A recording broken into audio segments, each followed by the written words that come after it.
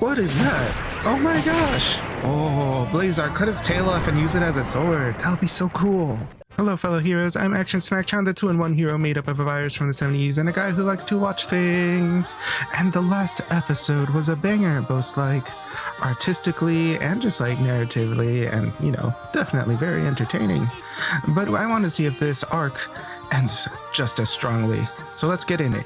Humanity must be reminded of its true insignificance. I wonder if this were a 4Kids dub, would they give the professor like an Irish accent?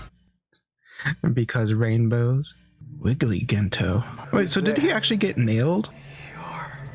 You guys aren't Ultraman, but oh my gosh, look at these cute girls. I'm glad you're safe. Yeah, she was pretty out cold. I'm glad she's safe too. They're merging into one. Oh my gosh. Civilians have been evacuated. Did they just leave the country? The Yasunobu and the maintenance team are repairing the Earth Garon as we speak. Oh, he'll finish that in a couple hours. That man works fast. Whoa, whoa, chill out. Goodness gracious. Who did it? The professor. Found details on the ritual. Where'd you find this intel? Professor Yokomine's lab. Oh wow, she got in there. Actually, would it be that hard to get inside? He is just a nerd. Then taking out the professor might stop Niji Kagachi too. By sacrificing one life, we'd save many. Oh gosh, Gento. Oh, that's like really heartbreaking. He's ready to kill that guy. Kaiju Yasunobu. You're gonna use Mod 2? We can test it out with our new rail. That's way too reckless. They have a new toy? Emmy, have you found Professor Yokomine? Of course. Found him just like that. Oh, he's just there. Fishing. As always, blending into the dang old background. Be wary of those bracelets of his.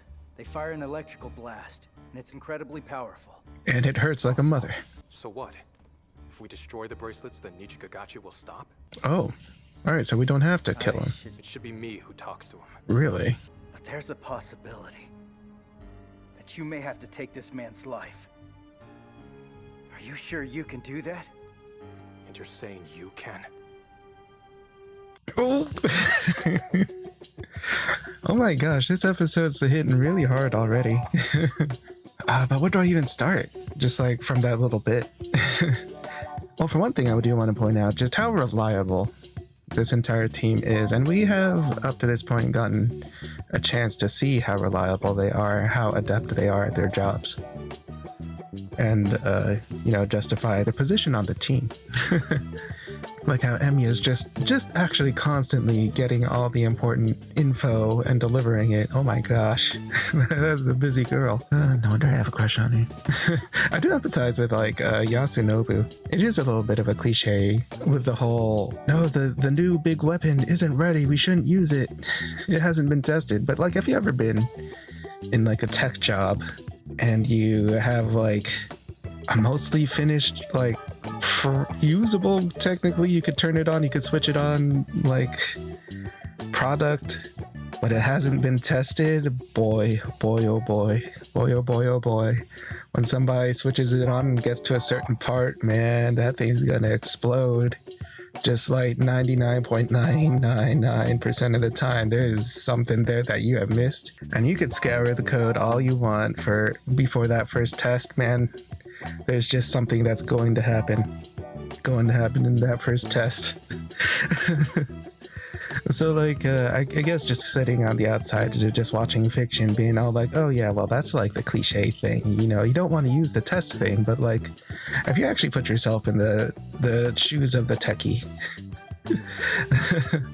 especially, you know, someone who's been doing it for a few years and, you know, has seen just how things explode as soon as you try to use it for the first time without the first test, man. Especially when things are as dire as lives could be at stake. That's a scary thing. You don't want to do it.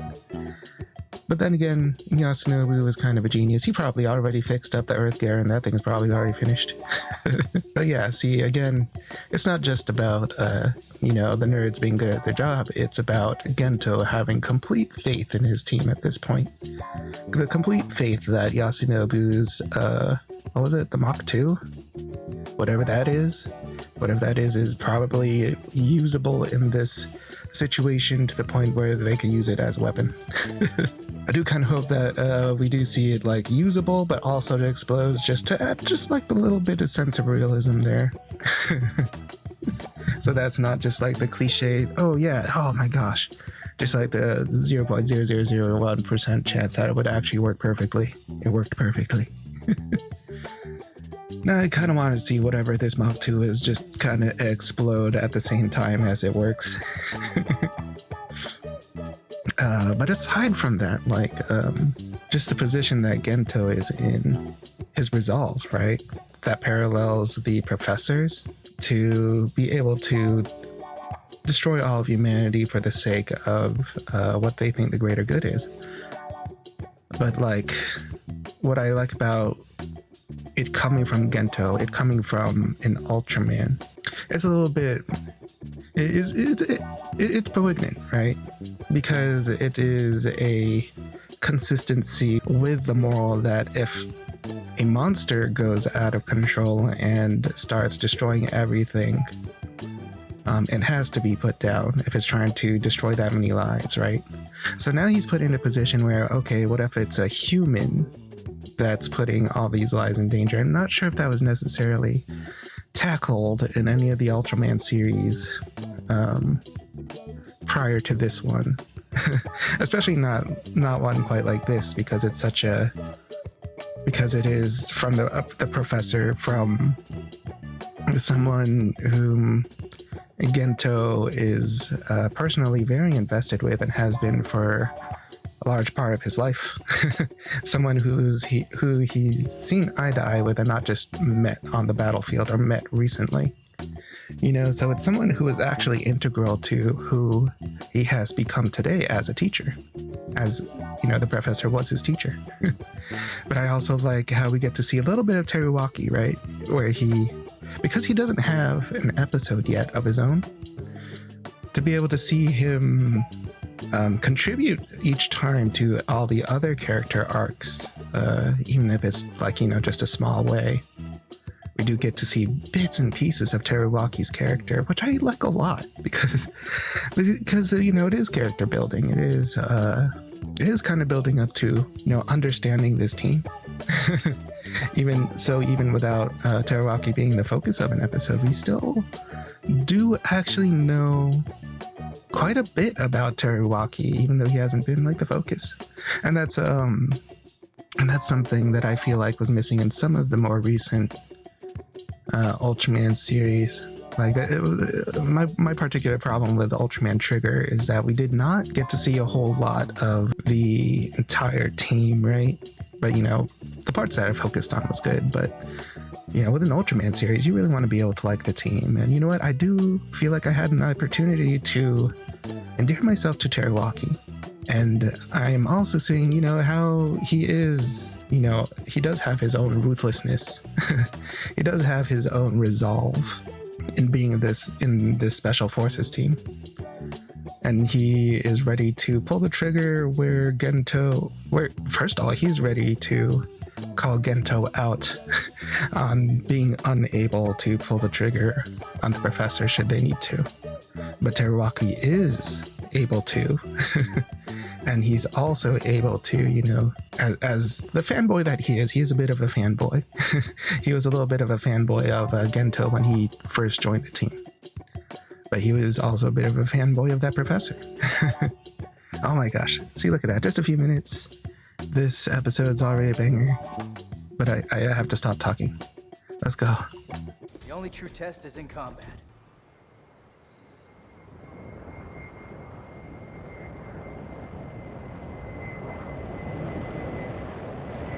Oh.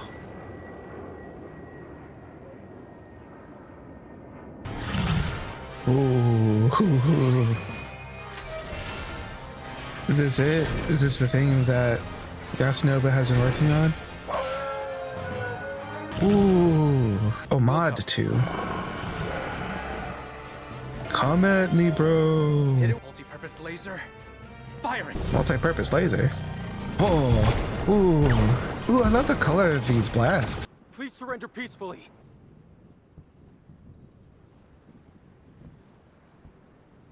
Oh, wow. Ready to take the shot. Gosh, this guy's hard to Shoot read. me if you'd like. I'm prepared to meet that fate. I think I finally understand. Teruaki? Oh, we're gonna get them rainbow shots. Got eyes on the prize, sir. Why is he so excited? Oh, the open spot. Yeah. Oh, Yasunobu's played as Star Fox. Whoa, what's this? What is this mind game?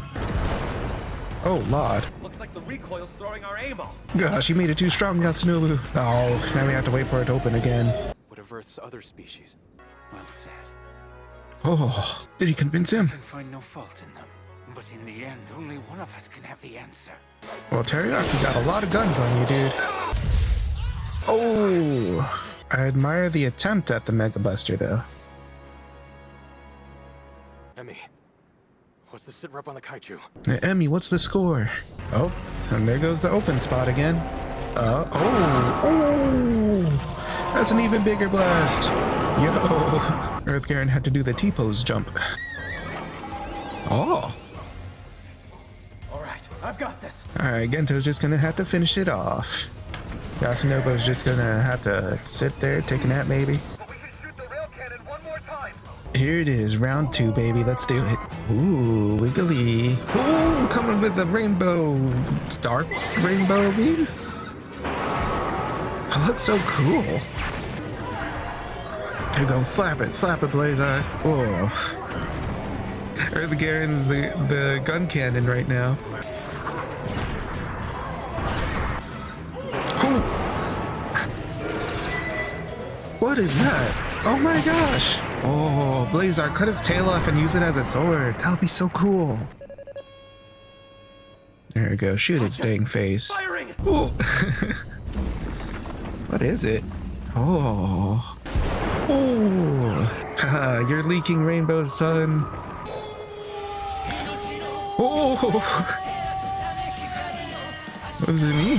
He's able to grab it? Grabbed the rainbow? What does that mean? How does Gento know that this is how Blazar works? You grab a rainbow, you get a coin. Oh, what does the coin do? Oh, is it gonna give him a sword? I don't know why, but I suddenly just really want Blazar to have a sword. What's it gonna be? Oh, it's a twirly. What do you do with a twirly? Yeah, that's all you could do. You can just wiggle and writhe. Ooh, come get this twirly. Oh, is that thing in half? I think it's in half. Oh, it's even more rainbows. Oh, man. Oh, it's a regular rainbow now. Mission accomplished. Good work. And that's the face of a person taking an L. Professor, I have a request. Do you autograph this book for me, please? Teruaki's all straight laces and loose screws. You think you'd mind teaching me to fish someday? Oh, Sure. I'll start you out on the river. Great. So do we know what became of Professor Yokomine? As we speak, probably off fishing somewhere.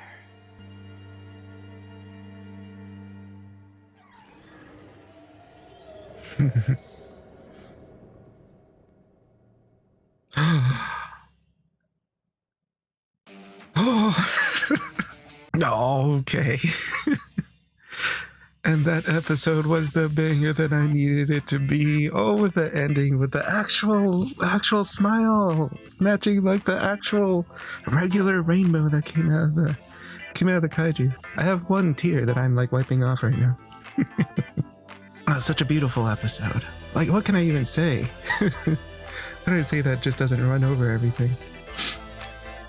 Again, well, first of all, I guess I want to start with the fact that it is a surprise Teruaki arc. Because we get to see, like, the reason why he's on this team, man.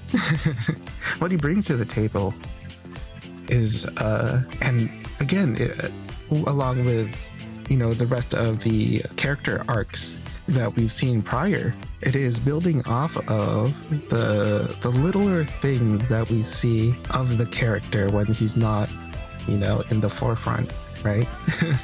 Because when he was used to resolve the conflict with the professor, it was because he would bring a perspective to the table that Gento does not personally see or is able to express on his own. That's why he needs Teruaki. That's why he needs Teruaki give Gento tomatoes for Yasunobu. Well, that's why we need Teruaki. You know what I mean? Because like we just see these like these seeds planted in prior episodes for every character, and then when we actually get their time in the forefront, we get to fully see the full realization of their contributions to the team. So in resolving, the thing with the professor, Teruaki comes in and says, well, how about everything else? Literally anything else caught in the crossfire, right? Whether we're arguing for humanity or for kaiju, there's also still like plants and bugs and whatever. That's about to be affected by everything else. And I like that a lot. Again, it's like kind of a thing that I have with Ultraman series. Like, as cool as Trigger was, there was a whole lot of like damage, you know what I mean? Whole lot of ruining ecosystems or whatever in Crossfire, but it's not really exactly addressed in Ultraman series, I don't think. So yeah, I like that. Oh my gosh, I'm in love with that. And then with the ending with like Gento hanging out with Teruaki, it's just finally, you know what I mean? Finally we get to have Gento and Teruaki, because he got to have his thing with the rest of the team, his moments. And Teruaki's position on the team is pretty interesting, because he's not someone necessarily learning from Gento all the time. In fact, he is the one to tell Gento some direction.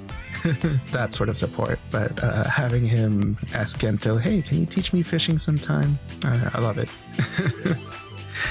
I love this team. Love this show. Thank you for this episode. But yeah,